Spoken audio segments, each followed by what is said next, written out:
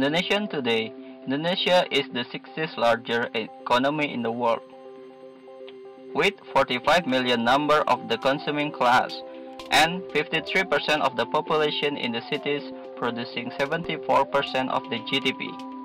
Also, 55 million skilled workers in the Indonesian economy producing 0.5 trillion market opportunity in the consumer service, agriculture, and fisheries. I don't know. Maybe the transportation system will be more developed. Maybe in Jakarta they will have a subway. Secara perekonomian menurut saya akan sangat mengalami kemajuan pesat dari sekarang.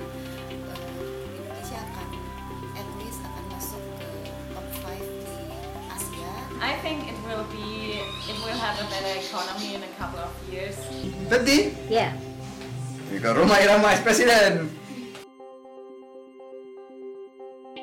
And the prospect of Indonesia in 2030 is Indonesia will become the 7th largest economy in the world with 135 million members of the consuming class, and 71% of the population will be living in the cities, producing 86% of GDP. Also, 113 million skilled workers needed to produce 1.8 trillion market opportunity in the consumer service, agriculture, and fisheries. Indonesian economy has enormous promise. This dynamic archipelago much more stable and diversified economy than many outside observers assume. But Indonesia is at a critical juncture. The archipelago economy is confronted by three major challenges in the period 2030.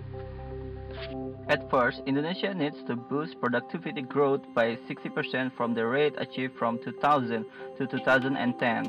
If the economy is to meet the government target of 7% annual GDP growth, above current trend growth between 5 and 6%. The second, an uneven distribution of growth across the archipelago and rising inequality are concerns.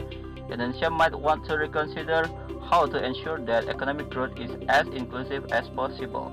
Third challenge is to ensure that Indonesia does not suffer from infrastructure and resource constraints as its expanding consuming class delivers a welcome injection of growth, and that this demand creates potentially lucrative new market. So in conclusion, the economic outlook of Indonesia is promising if it is supported by the favorable local and international trends. Indonesian growth is benefiting from numbers of powerful positive ongoing trends.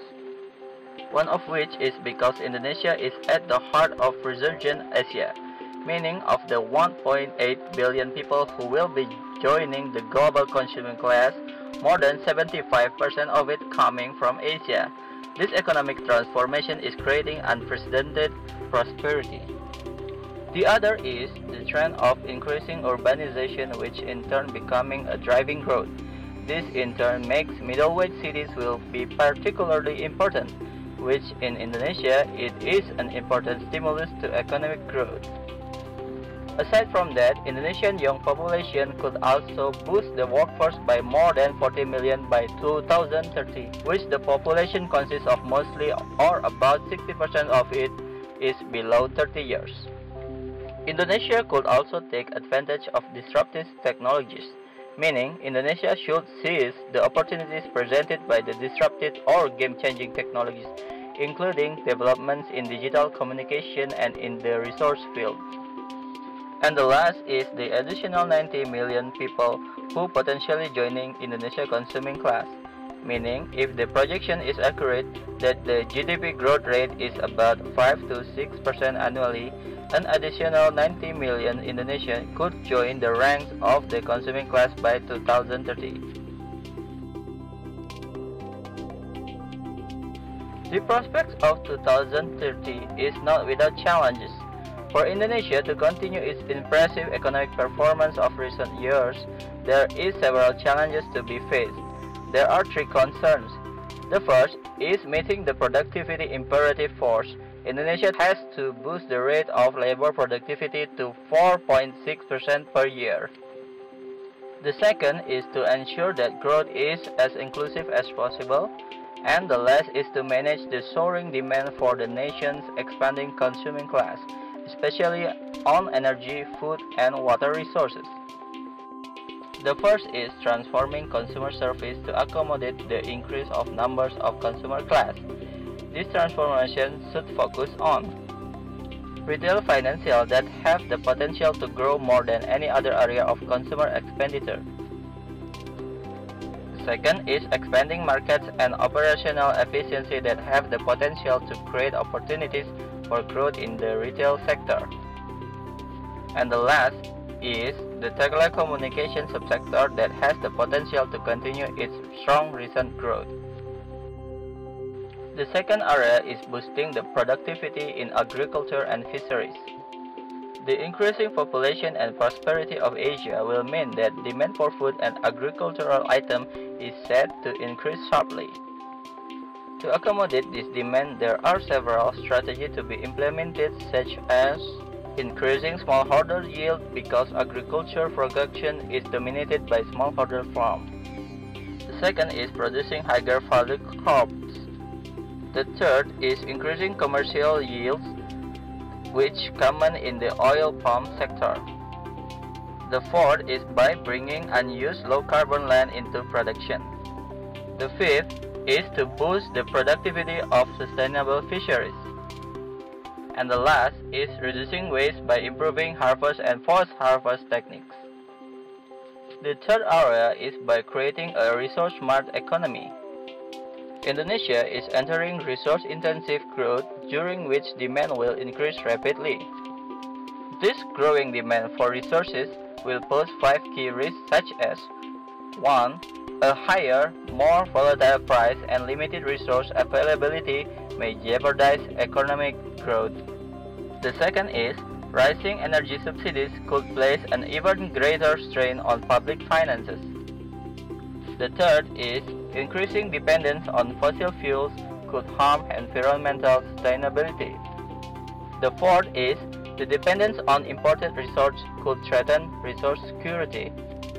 And the last, a large share of the population will continue to lack access to basic resources. The boost of resource productivity or resource-smart economy could also save resources and help meet the demand, but barriers need to be tackled. Indonesia also needs to ramp up local supply of resources, meaning Indonesia's supply resource needs to be significantly higher if it is to meet rising domestic demands.